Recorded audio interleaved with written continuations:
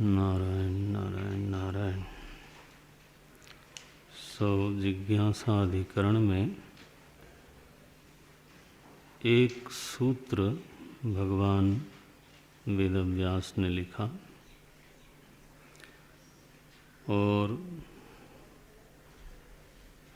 उस एक सूत्र में कुल 3 पद हैं। अथ अतः ब्रह्म जिज्ञासा। ब्रह्म जिज्ञासा जो पद है वो समस्त पद है, इसलिए उसका एक समास है। विग्रह करते हैं तो षष्ठी तत्पुरुष बनता है। ब्रह्मणः जिज्ञासा इति ब्रह्म जिज्ञासा। अत्र ब्रह्मणः इति षष्ठी कर्मणि न तो षष्ठी शेषे। इस प्रकार से समास का भगवान भाष्यकार ने विग्रह किया। तो अगर समास का विग्रह करके देखेंगे तो कुल मिलाकर के 4 पद बनते हैं, लेकिन अगर सूत्र की दृष्टि से देखें तो इस अधिकरण में प्रथम अधिकरण में केवल एक सूत्र है और उसमें 3 पद हैं। अथ शब्द से श्रुति में बताए हुए अधिकारी के जितने धर्म हैं, अधिकारी के विषय में जितने बताए हुए अधिकार सूची साधनाएं हैं, साधन हैं, उन सभी का उल्लेख हुआ है। शांतो दान्तः उपरतः तितिक्षुः श्रद्धा समन्वितो भूत्वा। ये जो साधन है ये वेदांत में कहा जाता है, प्रकरण ग्रंथों में हम लोग पढ़ते हैं, लेकिन ये ध्यान रखना चाहिए कि सारे साधन का उल्लेख श्रुतियों में ही हुआ है। शांतो दान्तः, देखो ये शम दम का उल्लेख है। शांतो दान्तः उपरतः तितिक्षुः श्रद्धा समन्वितो भूत्वा। विवेक का भी उल्लेख है। परीक्षलोकान् कर्मचितान् ब्राह्मणः निर्वेदं मायात्। ये वैराग्य का उल्लेख हुआ। ये विवेक कहाँ से आया? परीक्षण से। विवेक जो साधन बताया गया है ये श्रुति सम्मत है। परीक्ष लोकान् कर्मचितान् ब्राह्मणः, और उसी का फल बताया गया निर्वेद। परीक्ष लोकान् कर्मचितान् ब्राह्मणः निर्वेदं आयात्। और वैराग्य का रूप क्या है? नास्ति अकृतः कृतेन। अब उसका परिणाम क्या है? जिज्ञासा। अथ अतः ब्रह्म जिज्ञासा। क्या परिणाम निकला? तद्विज्ञानार्थम। देखो, तद्विज्ञानार्थम स गुरुमेवाभिगच्छेत् समित्पाणिः श्रोत्रियं ब्रह्मनिष्ठम। विज्ञानार्थम, ये ब्रह्म जिज्ञासा हुई। गुरुपसत्ति दिखाई गई। गुरुपसत्ति किस लिए? जिज्ञासा की पूर्ति के लिए ही। ये जो सारे साधन हैं ये सब के सब श्रुति में ही निर्दिष्ट हैं। कोई बहिर्गत, कोई आचार्य के द्वारा निर्दिष्ट नहीं है। तो इसलिए सूत्र निश्चित रूप से श्रुति वाक्यों पर आश्रित हैं। ठीक है। अथ अतः अथा तो अधिकारी का निश्चय किया। दोनों पदों को मिलाकर के ही अधिकारी का निश्चय बनता है। अतः शब्द का अर्थ किया वर्ण कैवल्य, है ना, अन्यत्र शरणम अपश्यन्न। ये कहाँ आया श्रुति में? यमे वैश वृणुते तेन लभ्य। श्रुति में ही सबसे प्रधान साधन के रूप में वर्ण का उल्लेख हुआ है। तो ये सारे जो साधन बताते हैं वेदांत के ग्रंथों में, ये कोई, इतना बात मैं कहना चाहता हूँ, वो कोई आचार्य निर्दिष्ट नहीं है। जो श्रुति ब्रह्मावगति को पुरुषार्थ मानती है, परम पुरुषार्थ मानती है, श्रुति ने ही परम पुरुषार्थ माना। ब्रह्मविद आपनोति परम, ये बिल्कुल श्रुत्यंतर रह करके हम लोग चर्चा करें अभी, क्योंकि आपने श्रुतियाँ पढ़ी हैं, आपके लिए कोई इसमें नावीन्य नहीं है, नहीं होना चाहिए। तो ये सारी बातें श्रुतिगत हैं, श्रुति में ही हैं।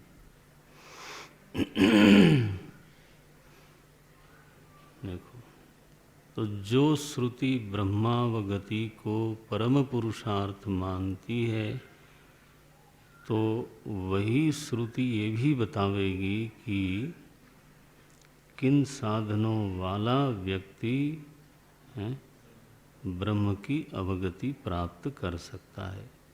कोई और बतावे तो वो शंका की बात है। ठीक है ना? जिज्ञासु कैसा होगा, ये बात भी फिर श्रुति को ही बतानी पड़ेगी। मार्ग कैसा होगा, ये भी श्रुति को ही बतानी पड़ेगी। अगर श्रुति बोलती है तरति शोकम आत्मवित्, तो श्रुति ही बतावेगी कह तरति को आत्मवित् भवति। दूसरा कैसे बता देगा? दूसरे लोग उसका विवरण करते हैं। सो अथ अतः ये बहुत बढ़िया है। मुमुक्षा ऐसी है, वो कहते हैं उसी को जानो अन्य वाचो विमुंचथ। कैसे वो? तमेवैकम जानथ आत्मानम अन्य वाचो विमुंचथ। याद होना चाहिए पंक्तियाँ तो ये मुमुक्षा की ऐसी तीव्रता है। बोले बाकी बातें छोड़ो। अथो अथ अतः, और फिर बोलते हैं जिज्ञासा कस्य ब्रह्मणः ब्रह्मण कर्मणि इति। देखो, उस दिन हमने बोला था सूत्र है पाणिनि का कर्तृ कर्मणोः कृति, यही बोला था ना, कर्तृ कर्मणोः कृति। तो यहाँ स्पष्ट ही है, इसलिए कोई डिरेल करे तो ठीक नहीं।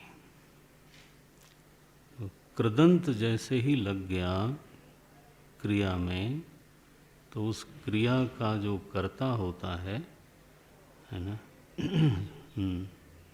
सॉरी, उस क्रिया का जो कर्म होता है, उस कर्म में और उसके कर्ता में षष्ठी लग जाती है। कर्ता में प्रथमा नहीं लग जाता और कर्म में द्वितीया नहीं लगती। क्या लगती है? षष्ठी लगती है। यही बात है बस। कर्तृ कर्मणो हो माने दोनों में, कर्ता में षष्ठी लग जाएगी और कर्म में षष्ठी लग जाएगी। कब? जब क्रिया में कृदंत होगा। ये पाणिनि महाराज का अनुशासन है, आदेश है। तो ये अच्छा, इसमें एक और बात जान लेना चाहिए कि जिस क्रिया का कर्म और कर्ता दोनों का उल्लेख है, वहाँ केवल कर्म में ही षष्ठी लगती है, कर्ता में षष्ठी नहीं लगती। ये भी एक विधान है, आगे का विधान ये है। जहाँ एक का उल्लेख है, या तो कर्ता का या तो कर्म का, तब षष्ठी लग जाएगी, कर्ता में भी लग जाएगी अथवा कर्म में भी लग जाएगी। तो कर्मणि षष्ठी का ये अभिप्राय है। सूत्र याद रखें तो अच्छा है। बोलते हैं कर्तृ कर्मणोः षष्ठी, कर्तृ कर्मणोः कृति। कृति माने कृत शब्द है, उसका सप्तमी है कृति, कृदंते सति इत्यर्थ। अच्छा भाई, विस्तार से विचार हुआ। अब कहते हैं ब्रह्म मीमांसा का, वेदांत मीमांसा का मानो द्वार का उद्घाटन हो गया, अधिकारी का उल्लेख हो गया, अधिकारी की जिज्ञासा का उल्लेख हो गया, जिज्ञासा के मूल का उल्लेख हो गया, आपातत ज्ञान, जिज्ञासा के कर्म का उल्लेख हुआ, प्रमा ज्ञान, वृत्ति ज्ञान, और जिज्ञासा के फल का उल्लेख हो गया, स्वरूपावस्थान। इतना बढ़िया है, एक सूत्र में इतना विस्तार है, सारवत। विश्वतो मुखम अस्तोभम अनवद्यम च अल्पाक्षरम असंदिग्धम सारवत, इतना विस्तार है। माने स्वरूपावस्था, अधिकारी से लेकर स्वरूपावस्थान तक का संग्रह एक सूत्र में। ये कैसी विचित्र विलक्षण शैली है हमारे सूत्रकारों की। तो ऐसे ही जो है समर्पित हो जाता है मन, अभिनंदन करता है कि वाह। और जिन लोगों ने विवरण किया, उसको समझाया, शब्दन मारी जगा दीजो रे। भगवान तो वंदनीय है ही हैं, वो तो लक्ष्य ही हैं, लेकिन उनको दिखा देने वाला भी तो मोते अधिक राम कर दासा। सातम सम मोहिमय जग देखा, मोते अधिक संत करी लेखा। ये क्यों संत करी? ईश्वर से भी बड़ा संत। उसने नज़र दी कि देखो। सो भगवान वेद व्यास का अनुग्रह है, और फिर भगवान शंकराचार्य का अनुग्रह है, फिर हमारी सारी गुरु परंपरा का ही अनुग्रह है। ऐसे बोलते हैं। देखने को थोड़ा सा सूत्र है, अथा तो ब्रह्म जिज्ञासा, द्वार खुल गया, अब मीमांसा में प्रवेश करते हैं। अब देखो यहाँ मीमांसा में प्रवेश करने के लिए संगति लगाई, पूर्व अधिकरण की आगे के अधिकरण के साथ संगति। अधिकरण में 5 विषय होते हैं, पंचावयव होता है, संगति, विषय, संशय, पूर्व पक्ष, सिद्धांत पक्ष। ये तो अब ये शुरू हुआ। पहले भी हम बोल चुके हैं, अथा तो ब्रह्म जिज्ञासा में 5 अवयव दिखा चुके हैं। अब फिर देखो, पहली ज़रूरत है संगति की। किसके किसके बीच में? हाँ, अधिकरण संगति। तो संगति क्या है? बोलते हैं ब्रह्म जिज्ञासितव्यम इति उक्तम। ये पूर्व सत्र का, पूर्व सूत्र का स्मरण है। इति उक्तम, ये कहा गया, क्या कहा गया? ब्रह्म जिज्ञासितव्यम, ब्रह्म की जिज्ञासा करनी चाहिए। लक्ष्यार्थ के साथ क्या बोलेंगे? हैं? हाँ, ब्रह्म का विचार करना चाहिए। इति उक्तम, क्योंकि वही परम पुरुषार्थ का प्रदाता है, इसलिए। सो ब्रह्म विजिज्ञासितव्यम इति ही उक्तम। अब संगति देखो, किम लक्षणम पुनः तद ब्रह्मा, ये संगति है। इस संगति को क्या बोलते हैं? आक्षेपी संगति। क्या बोलते हैं? आक्षेप। ध्यान रखना, संगतियों के भी विशिष्ट नाम है, ये अपनी मर्जी से न कर लेना आप। तो ये आक्षेपी संगति है। आपको चुस्त रहना चाहिए हर पद के लिए, हर मात्रा के लिए। यानी इतना निर्धारण होना चाहिए कि ये चीज़ ऐसी ही है बस, अन्यथा इसमें और कोई शिथिलता नाम की कोई चीज़ नहीं होनी चाहिए।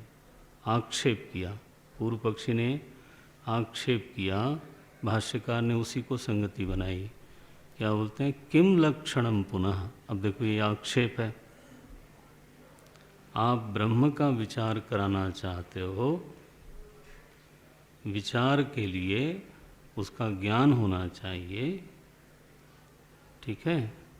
ज्ञान के लिए, किसी भी वस्तु के ज्ञान के लिए, हाँ, लक्षण होना चाहिए। सर्वमान्य सिद्धांत यही है। क्या है? हाँ, ये लक्षण, वेरी गुड, लक्षण प्रमाणाभ्याम वस्तु सिद्धि ही। जब आप किसी भी विषय पर विचार करोगे, वस्तु की सिद्धि करोगे, तो सबसे पहली जो चीज़ चाहिए वो ये दो, जिस पर आप विचार करते हो उसका लक्षण बताओ, और उन लक्षणों को जानने के लिए उसका प्रमाण बताओ। तो ब्रह्म में कोई लक्षण है कि नहीं? आप कहते हो ब्रह्म जिज्ञासा माने ब्रह्म का विचार करना ही चाहिए। तो विचार तो तब करें ना जब पहले वो जाना जाए। तो जाना जाएगा लक्षणों के द्वारा। तो आक्षेप करते हैं, किम लक्षणम पुनः तद ब्रह्म, उस ब्रह्म का लक्षण क्या है? ये आकांक्षा होने पर है, ये अपेक्षा होने पर, हाँ, भगवान, देखो शब्द क्या लिखते हैं, भगवान, भाष्यकार ने भगवान शब्द का प्रयोग किया है। ये चित्त में प्रहवी भाव है ना, चित्त द्रवित है। भगवान भाष्यकार का चित्त सूत्र पर भाष्य लिखते समय पिघला रहता होगा, क्योंकि महिमा जब ज्ञान होता है ना, अब उनको उनसे बढ़ करके सूत्रों की महिमा को और कोई समझ नहीं सकता। माने हमारे चित्त में अगर द्रवी भाव नहीं आता तो मैं समझता हूँ उसका एक ही हेतु है कि हम उसकी महिमा को नहीं जानते।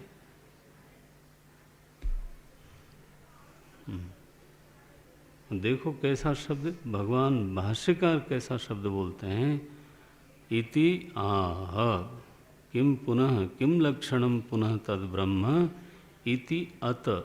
इस आक्षेप का उत्तर देने के लिए आह भगवान सूत्रकार, भगवान सूत्रकार ने फिर ये बात कही। अगला सूत्र इसी आक्षेप के कारण अवतरित हुआ। अगला जो सूत्र है वो इसी आक्षेप का उत्तर देने के लिए भगवान वेदव्यास ने अपनी लेखनी उठाई होगी। जब किसी ने यह आक्षेप किया तो उन्होंने लेखनी उठाई होगी सरस्वती नदी के तट पर बद्री धाम में।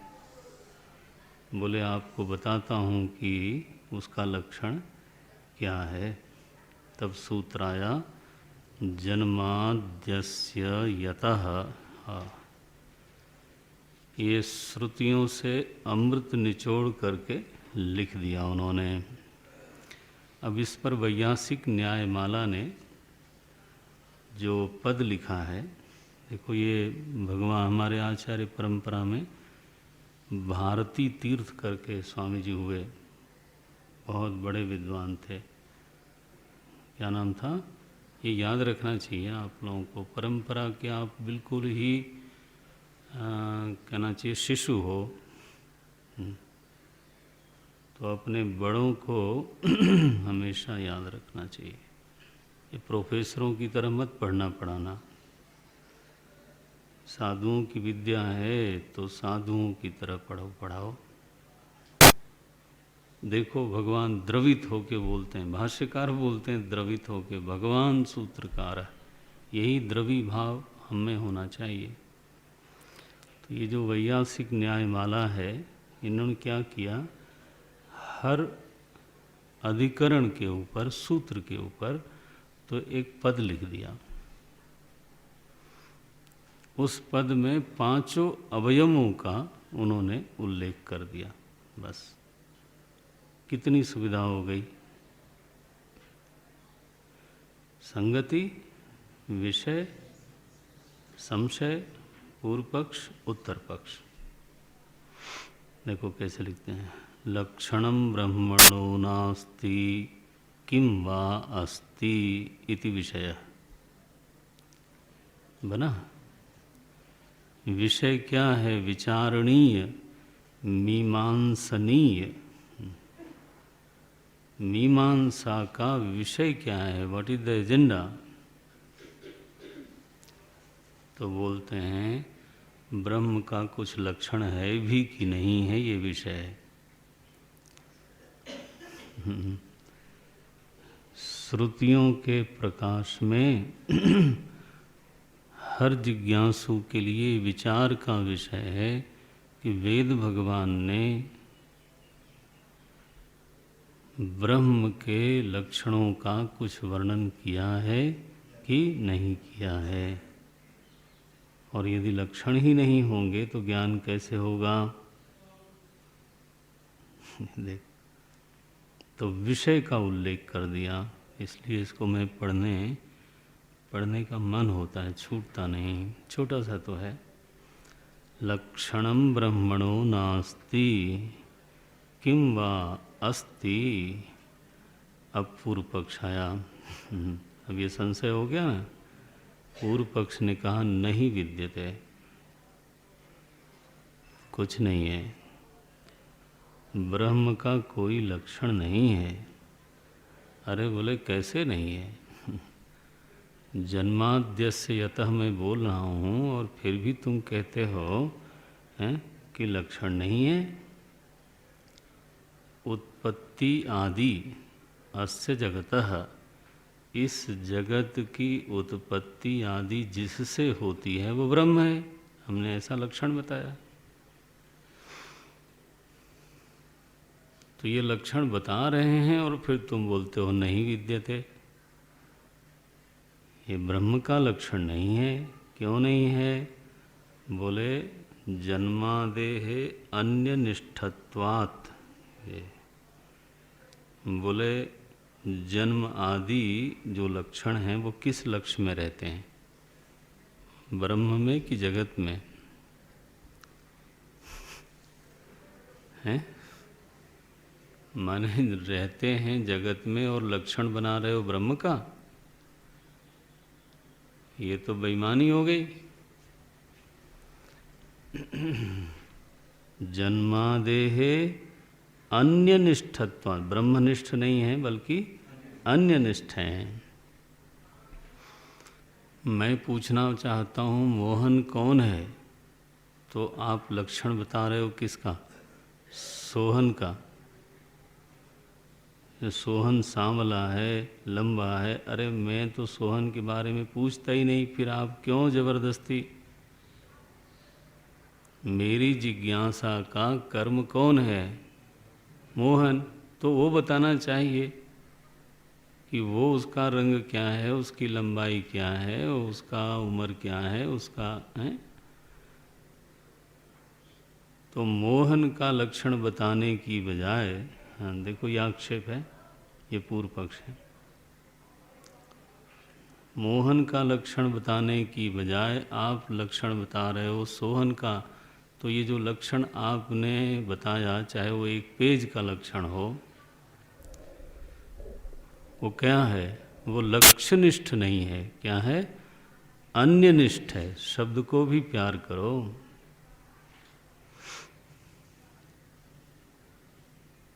उन लक्षणों की स्थिति कहाँ है? बोले अन्य में है। जन्मादेह अन्यनिष्ठत्वात्। अच्छा, बोले सत्यम ज्ञानम अनंतम ये लक्षण करूं तो ये तो ठीक है ना? तो बोले सत्यादेश्च अप्रसिद्धितः। सत्यादेश्च माने सत्य आदि जो लक्षण है, सत्यम ज्ञानम अनंतम ब्रह्म, ये कैसे हैं? बोले ये अप्रसिद्ध हैं। अप्रसिद्ध हैं माने क्या हुआ भाई? क्यों अप्रसिद्ध हैं?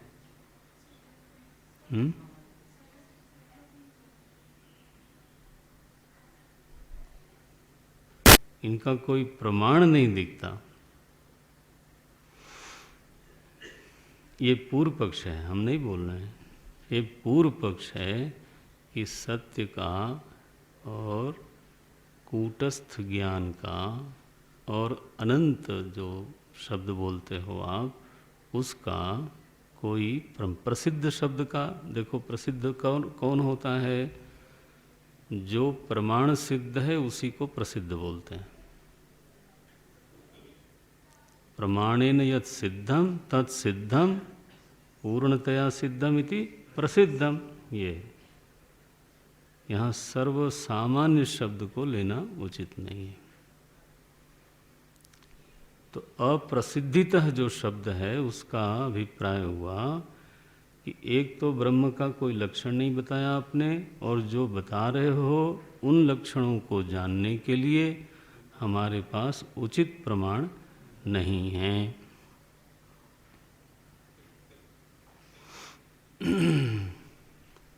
सत्य इंद्रिय सन्निकर्ष से जाना जा सकता है। तो प्रत्यक्ष प्रमाण नहीं रहा।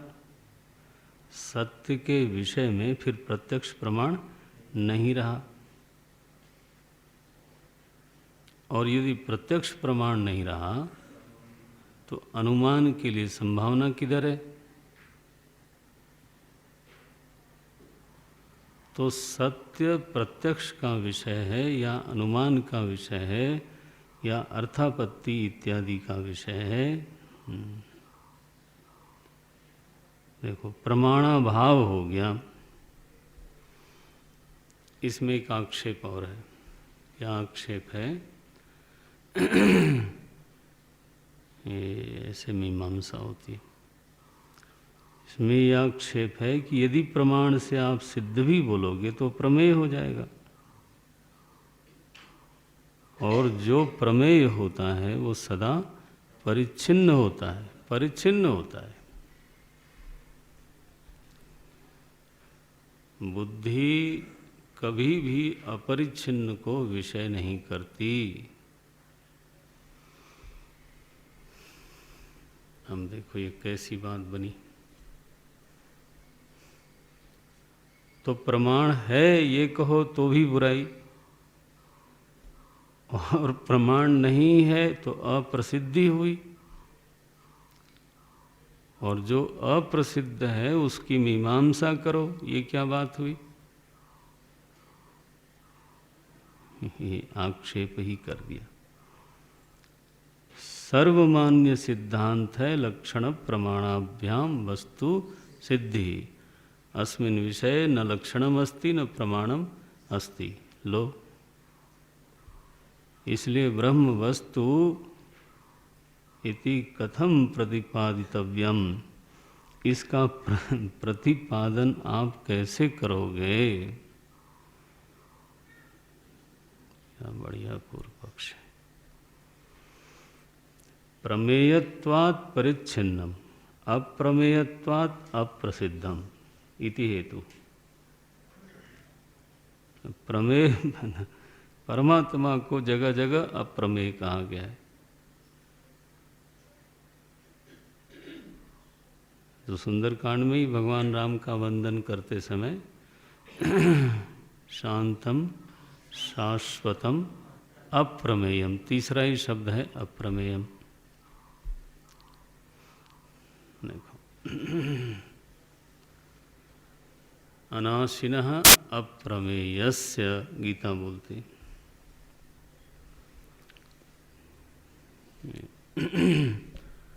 तो अप्रसिद्धिता, सत्य किसी इंद्रिय का विषय नहीं बनता। और सत्य का मतलब क्या करते हो आप? सत्य माने क्या? अबाधितत्वम सत्यत्वम, ये त्रिकालेषु अबाधितत्वम सत्यत्वम न केनापि प्रमाणेन बाधते यह सह सत्यम तत्सत्यम। सत्य का ही लक्षण होगा। तो वो प्रसिद्ध पहले बताओ न, किस प्रमाण से जाना है साहब। ध्यान रखना है सत्य शब्द है। नित्य शब्द तो वैसे भी हमारे यहाँ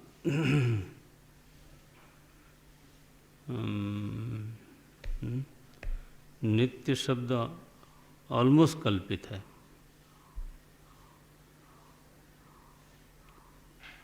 आप कल पता नहीं ध्यान गया होगा नहीं गया होगा। नित्य माने क्या? पहले पहले पहले भी था, अभी है और आगे आगे आगे आगे रहेगा। अब आप जरा मुझे बताओ कि आपकी बुद्धि पहले पहले पहले था इसको विषय करती है कि कल्पना करती है?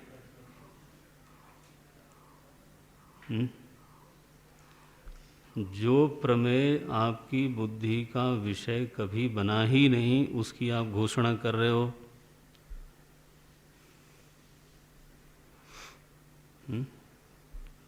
इंद्रिय विषय करेगी कि बुद्धि विषय करेगी? नित्य शब्द का जो अर्थ निकलता है उसको विषय करने के लिए न इंद्रियां समर्थ हैं, हाँ, न बुद्धि समर्थ है। अप्रसिद्ध हुआ कि नहीं? शुद्ध कल्पना हो गई।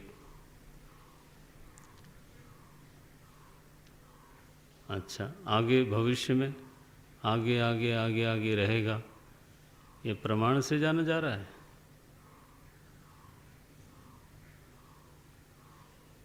बुद्धि कभी भी भविष्य में आगे आगे कोई चीज रहेगी, वो अभी है ही नहीं, काल ही उपस्थित नहीं है, तो विषय कैसे बनी वो?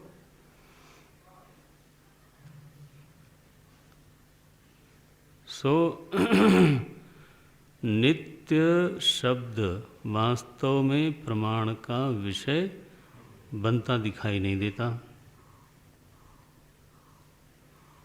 बोले अभी तक हम ये पढ़ते थे। आप विचार करो, अनंत शब्द बताओ, इसका ये बुद्धि का विषय बनेगा? बुद्धि को चाहे जितना पीछे ले जाओ, बुद्धि काल में ही रहेगी ना। आगे ले जाओ, अच्छा देश में अनंत करो, कितनी दूर ले जाओगे? बुद्धि का विषय बनाओ अनंत को, वो कभी बन नहीं सकती भाई। तो अनंत शब्द भी वास्तव में प्रमाण सिद्ध दिखाई नहीं देता।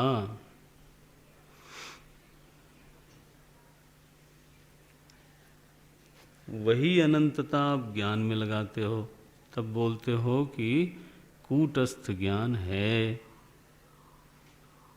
ठीक है ना। जो अनुभूत ज्ञान है वो क्या है? वो है क्षणिक ज्ञान।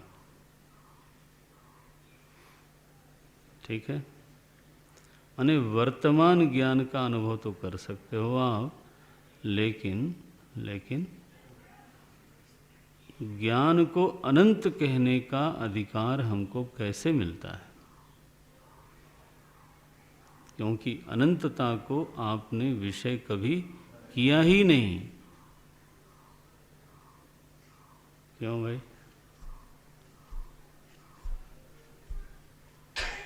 आपको क्या ये हल्का हेतु दिखता है? आप जोर लगा लो, 2.5 साल पढ़े हो आप लोग, और शायद कुछ मान भी हो गया हो, तो कोई माने अस्वाभाविक नहीं है। अरे मान होने के लिए केवल एक ही चीज़ चाहिए, क्या है? बेवकूफ़ी। हाँ, मूर्खता के अलावा मान होने की, लोग एक किताब पढ़ के मानी हो जाते हैं। है ना। इन्होंने ऐसे बोल दिया, सत्यादेहे अप्रसिद्धितः। ये बोला महाराज, देखो क्या बोलते हैं, जन्मादेहे अन्यनिष्ठत्वात्। आप इस वैयासिक न्यायमाला की खूबसूरती देखो। इसमें जन्मादेह का अर्थ माने तटस्थ लक्षण का खंडन किया, और सत्यादेह का खंडन स्वरूप लक्षण का खंडन है। ये सब शास्त्रीय बातें शास्त्र रीति नीति से ही लिखी गई हैं ना। दोनों ही लक्षणों का इन्होंने खंडन कर दिया। कोई बताएगा ना आप में से उठ के कि ना ना एक स्वरूप लक्षण होता है? सब लोग नहीं बताएंगे। कोई बहुत सजग होगा, ट्यून्ड होगा, तब शायद बोल जाए कि स्वरूप लक्षण होता है और हाँ तटस्थ लक्षण होता है। तो उन्होंने पहले ही दोनों पर चोट कर दी। जन्मादेहे अन्यनिष्ठत्वात् सत्यादेहे अप्रसिद्ध, सत्यादेश्च अप्रसिद्धितः। इसलिए ब्रह्म लक्षणम ब्रह्मणो नास्ति किम वा अस्ति। तो पूर्व पक्षी कहता है इस विषय में मेरा तो ये कहना है, नहीं विद्यते, ऐसा कोई लक्षण वक्षण दिखता नहीं और प्रमाण भी नहीं दिखता। और अगर प्रमाण होगा तो प्रमेय बनेगा, तो प्रमेय बनने से वो परिच्छिन्न होगा, सीमित होगा।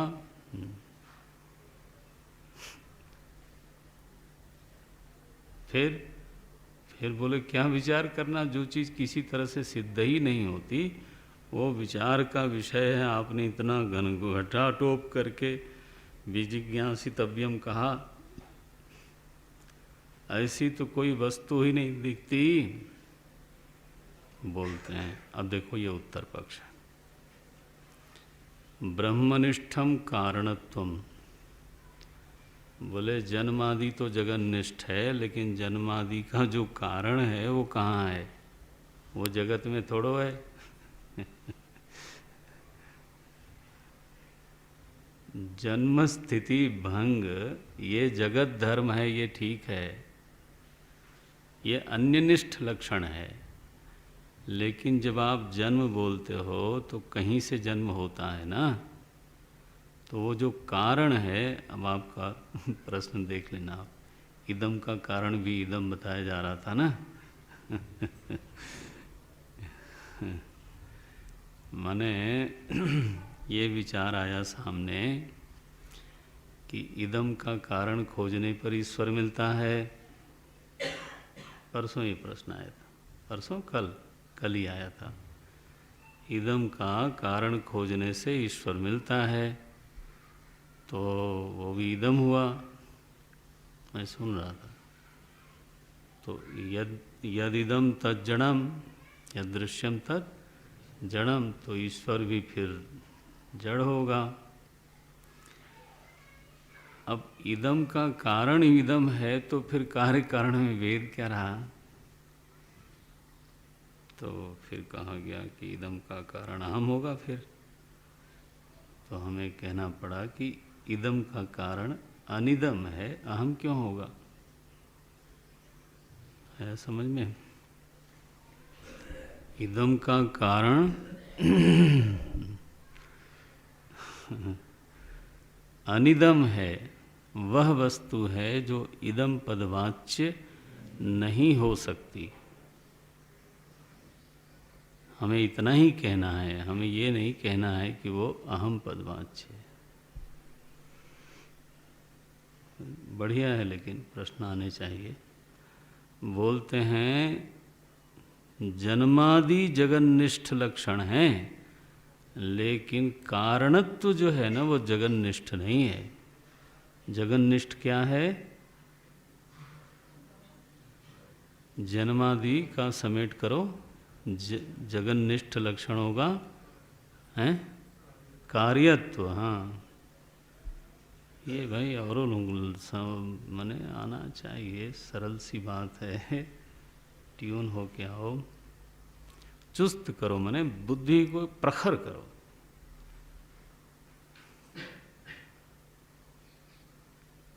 कार्यत्वम जगन्निष्ठम स्यात् किंतु कारणत्वम ब्रह्मनिष्ठम। देखो ये पंक्ति,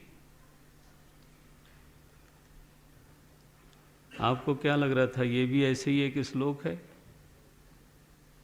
ये महाराज सब एटम बम है, ये कोई छोटी चीज नहीं है। इस पर इतना लोगों ने लिखा पढ़ा है। वो तो समय की बात होती है, अधिकार और समय दोनों की बात होती है। बोलते हैं ब्रह्मनिष्ठम कारणत्वम स्यात् लक्ष्यम। अच्छा, जब इन्होंने कहा कि कारण तो ब्रह्मनिष्ठ है, ब्रह्मनिष्ठ है माने कोई महात्मा का नाम नहीं ले रहे हैं। कारणत्व नाम का लक्षण ब्रह्म में स्थित है, उसको बोलते हैं। ये न कर लेना कि ब्रह्मनिष्ठ महात्मा आ गए कहीं से, नहीं। ब्रह्मणी, हाँ, ब्रह्मणि स्थिति ही नितराम, ब्रह्मणि ही ब्रह्मणि नितराम स्थिति ही यस्य लक्षणस्य तल्लक्षणम ब्रह्मनिष्ठम। ये साधारण सा व्याकरण ज्ञान तो होना ही चाहिए। ब्रह्मणि नितराम स्थिति ही यस्य लक्षणस्य तल्लक्षणम ब्रह्मनिष्ठम। वह लक्षण कहाँ है? बोले ब्रह्म में है, न तो जगन्निष्ठम। हाँ, ऐसे बोलो आप, जगन्निष्ठ नहीं है, ब्रह्मनिष्ठ लक्षण है। बोले अच्छा, तो ब्रह्म को आप कारण बता रहे हो? बोले हाँ। तो बोले कारण तो परिणामी होता है। लो जी, कारण तो बीज जब तक फूले नहीं तब तक अंकुर कैसे निकलेगा? कारण कहने पर तो वो वैसे ही परिणामी विकारी सिद्ध हो ही जाता है। कारण कारण ही बना रहे तो कार्योत्पत्ति हो ही नहीं सकती। इसलिए कार्योत्पत्ति के लिए उसको परिणामी होना ही पड़ेगा, विकृत होना ही पड़ेगा। बीजवत, दुग्धवत, पंचभूत, चाहे जो मर्जी कारण उठाओ, वो सारे कारण में ही परिणाम होता है। मिट्टी को जब तक पानी से मिलाओ नहीं, गूंथो नहीं, उसको तैयार न करो, कुछ उसमें फर्मेंटेशन हो, उसकी प्रॉपर्टी केमिस्ट्री उसकी बदलेगी,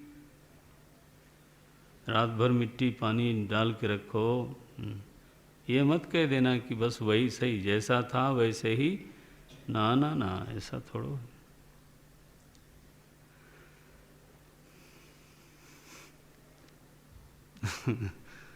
इसलिए कारणत्वात् परिणामी विकारी, ये पूर्व पक्ष आया।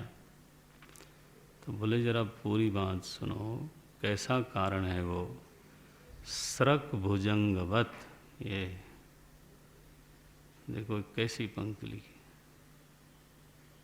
ब्रह्मणः ब्रह्मनिष्ठं कारणत्वं स्यात् स्रक भुजंगवत लक्ष्यम स्रक भुजंगवत। यह जो लक्ष्य रूपी ब्रह्म है ये कारण है, इसमें कारणत्व है। कैसा कारणत्व है? जैसे प्रतीयमान सर्प का कारण रज्जु है, ऐसा कारण है। तो रज्जु परिणामी हुए बिना बना ना, रज्जु परिणामी हुए बिना प्रतीयमान सर्प का, आप शब्दों को सावधानी से बोलना सीखो। रज्जु प्रतीयमान सर्प का जिस तरह से कारण है बिना परिणामी हुए, उसी तरह से ब्रह्म तत्व जगत का कारण है बिना परिणामी हुए। तो आप क्या कहना चाहते हो? मैं ये कहना चाहता हूँ कि जगत में स्वरूपाध्यास है, ठीक है। वो प्रतीयमान सर्पस्थानी है, अध्यास रूप है, अर्थाध्यास है ये। रजत सीपमह भास जिमी, यही विधि जग हरि। ये देखो दृष्टांत आया कि नहीं? तुलसी बाबा ने कहा ये जगत हरि के आश्रित रहता है। तो बोले जैसे घड़े में पानी नहीं, जैसे सीप में चांदी। आओ ये देखो, ये तुलसी बाबा की पंक्तियां हैं। रजत सीप मह भास जिमि जथा भानु कर वारी, यद्यपि मृषा तिहु काल महु भ्रम न सकौ को टारी।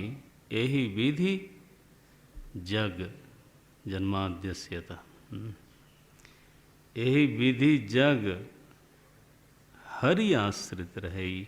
हरि के आश्रय में जगत ऐसे रहता है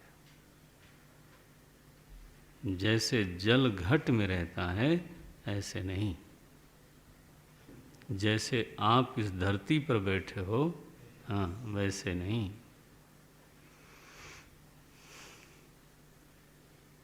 क्या? जैसे वायु आकाश में रहती है वैसे नहीं। तो दोनों समसत्ताक हैं। जैसे नीलिमा आकाश में रहती है वैसे ऐसे। तो कारणत्वं स्यात् किंतु कथम? बोले स्रक भुजंगवत। वाह, अब तो लक्षण बन गया कि नहीं महात्मा? बोले बना, लक्षण तो बना।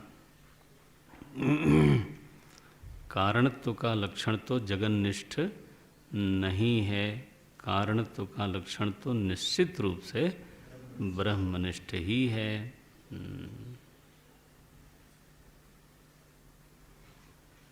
ब्रह्मनिष्ठं कारणत्वं स्यात् लक्ष्यं स्रग्भुजंगवत् लौकिकानीव सत्यादीनि अखंडम लक्षयन्ति ही।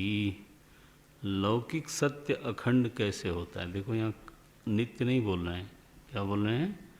अखंड। जब लोक में आप क्या बोल रहे हो, सत्यादेहे अप्रसिद्धितः, आपने यही बोला ना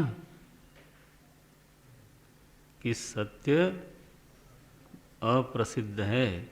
मुझे बताओ दुनिया में कैसे बोलते हो कि ये आपकी बात सत्य है? हाँ, लौकिकादीनि इव, देखो ये हेतु देखो, दुनिया में आप लोगों को बोलते हो ना कि आपने जो ये बात कही वो सत्य है। कैसे बोलते हो?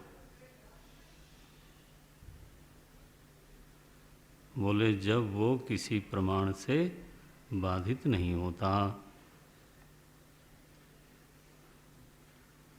तो प्रसिद्ध है कि नहीं? सत्य शब्द प्रसिद्ध है कि नहीं? कैसे बोलते हो कि प्रसिद्ध नहीं है? अगर लौकिक सत्य प्रसिद्ध है तो the very concept of truth is known to everyone. है पकड़ में आया? आपने कहा सत्य प्रसिद्ध ही नहीं है। अरे सत्य प्रसिद्ध है, दुनिया जानती है कि ये सत्य है, ये झूठ है। तो जो सत्य की कॉन्सेप्ट है, जो सत्य की अवधारणा है, वो लोक में अपरिचित नहीं है। क्या हेतु बनाए? उन्होंने कहा था अप्रसिद्ध है क्योंकि प्रमाण का विषय नहीं बनती। ये बोलते हैं सर्वलोक जानता है इस बात को कि सत्य क्या है, झूठ क्या है। अखंड, ये अखंडम लक्षयन्ति ही, सारे लोग जो खंडित नहीं होता है उसको बोलते हैं सत्य। सत्य लौकिकादीनि सत्यादीनि अखंडम लक्षयन्ति ही। तो अबाधितत्वम सत्यत्वम ये लक्षण है। हाँ, और जहाँ बाध योग्यता नहीं है वो सत्य होगा। कैसे नहीं होगा? बाधित नहीं हुआ ये चलो आप नहीं कह पाओगे, लेकिन जहाँ बाधित होने की योग्यता ही नहीं है उस वस्तु को आपको सत्य कहना पड़ेगा। एक चीज है और उसको बाधित करने की योग्यता किसी में नहीं है। ध्यान रखना, असत की बात नहीं कर रहे। बोले ये क्या हुआ? बोले ये हुआ, बताता हूँ आपको। जिस दृष्टा साक्षी चेतन से प्रमाण की सिद्धि होती है, कोई प्रमाण उस साक्षी चेतन का बाध नहीं कर सकता।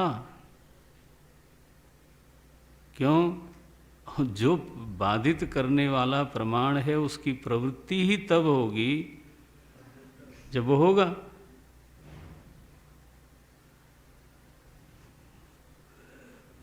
न प्रमाण में योग्यता है, न किसी प्रमा में योग्यता है।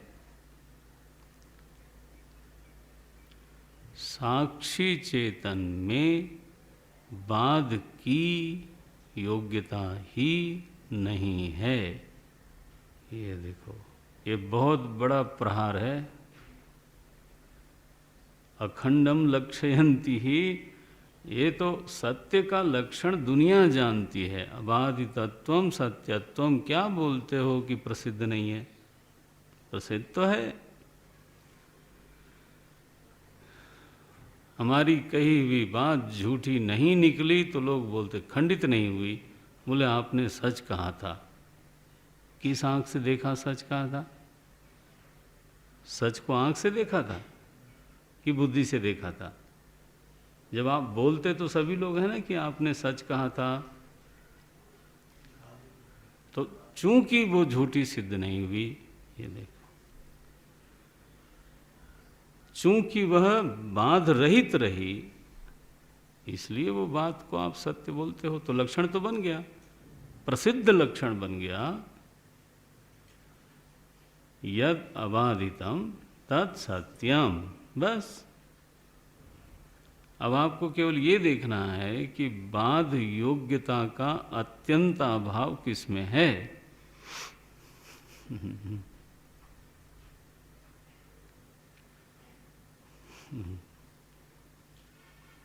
बाध की अयोग्यता माने बाध की योग्यता का अत्यंताभाव दृक् तत्व में है, क्योंकि प्रमाणम च प्रमेयम च प्रमाता प्रमितिस्तथा ये चारों पदार्थ यस्य प्रसादात् सिद्ध्यन्ति तत्सिद्धौ किम अपेक्षते। ये आपका बाद अबाद जो है इन्हीं चारों में घूमता रहता है जनाब। प्रमाणम च प्रमेयम च प्रमाता प्रमितिस्तथा यस्य प्रसादात् सिद्ध्यन्ति तत्सिद्धौ किम अपेक्षते। उसकी सिद्धि में किसी अन्य की किधर अपेक्षा है। सो बाधित होने की योग्यता का अत्यंताभाव है दृक् तत्व में। दृगेव न तु दृश्यते नोदेति नास्तमित्येषा न वृद्धिं याति न क्षयं स्वयं विभाति अथ अन्यान् भासयेत् साधनं विना। तस्मिन् चिन्मये तत्वे बाध योग्यतैव नास्ति। बाध योग्यतायाः अत्यंताभावः अस्ति। ये बना तस्मात् तत्सत्यम। क्या बोलते हो कि प्रमाण नहीं है? प्रमाण कैसे नहीं है? प्रसिद्धि नहीं है। प्रसिद्धि कैसे नहीं है? आप सोचने का तरीका ठीक अपनाओ। अनंतता प्रमेय नहीं है। यस, प्रमेय नहीं है, लेकिन अंत होने की योग्यता का अत्यंताभाव है कि नहीं है? अनंत एक वस्तु का अनंत्य आप समझ नहीं सकते, माने विषय नहीं कर सकते, लेकिन अंत का तो विषय करते हो ना। तो अंत से आप परिचित हो। उस अंतवत्व का जहाँ अत्यंताभाव सिद्ध हो जाए उस वस्तु को क्या बोलोगे? अनंत।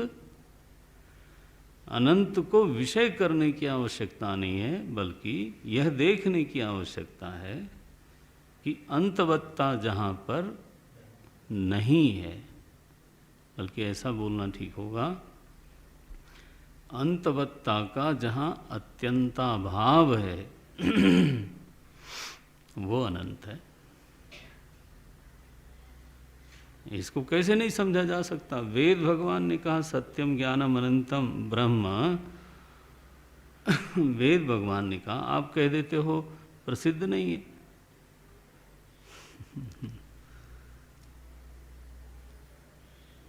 तो ये देखो, ये वैयासिक न्याय माला हमारे गुरु परंपरा में है ना, गुरुजनों में देखो ये है। भारती तीर्थ स्वामी जी, 10 नामी, 10 नामियों में तीर्थ शब्द होता है। अरण्य, गिरि, पुरी, सरस्वती, ये सब नाम होते हैं, है ना। तो उसमें तीर्थ भी एक नाम है। हर जगह आनंद लगाने की जरूरत नहीं है। 10 नाम लगने से वो शंकर संप्रदाय हुआ। जैसे तपोवन जी महाराज में आनंद नाम नहीं है, वनम है। ये वनम हमारा 10 नाम है, परंपरा का सूचक है, बस वनम। कुछ और वन नहीं होता वहाँ तो नहीं बनता। तपो वनम। गिरि, पुरी, अरण्य, सागर तो इस तरह से बोलते हैं। तो यह तीर्थ हैं, भारती तीर्थ स्वामी जी। वैयासिक न्यायमाला, ये जो पद लिखे हैं, बड़ा उपकार किया है। माने ब्रह्म सूत्रों के जो स्वाध्यायी लोग हैं वो इनकी महिमा को जानते हैं, बड़ा उपकार मानते हैं इसको। पहले ही देखो सारी बात खोल के रख दी है ना, और कितना छोटा सा है, और ज्ञेय होने से याद हो सकता है। लक्षणं ब्रह्मणो नास्ति किं वा अस्ति नेह विद्यते, जन्मादिरन्यनिष्ठत्वात् सत्यादेश्च प्रसिद्धितः, ब्रह्मनिष्ठं कारणत्वं स्यात् लक्ष्यं स्रग्भुजङ्गवत्, लौकिकानीव सत्यादीन्यखण्डं लक्षयन्ति। बस सरलम। अच्छा, अब समास कर देते हैं, ये अगली कक्षा में देखेंगे। अब भाष्य पर हम अगली कक्षा में आते हैं। ओम नमो नारायण।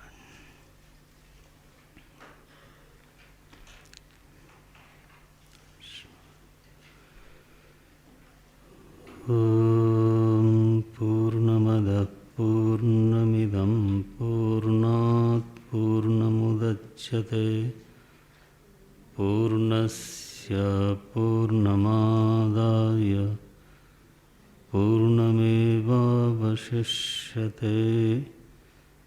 ओम शांति शांति शांति।